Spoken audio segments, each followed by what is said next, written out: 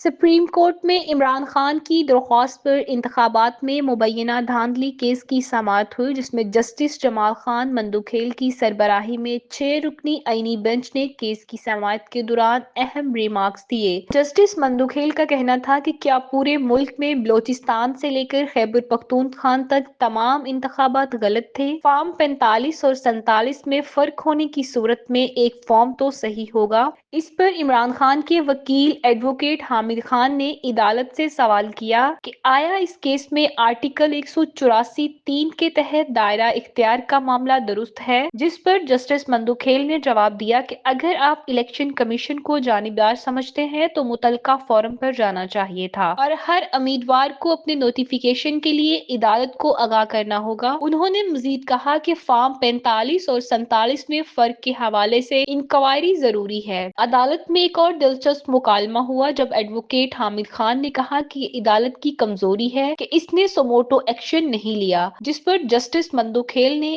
ان سے احتیاط سے الفاظ کا استعمال کرنے کی درخواست کی۔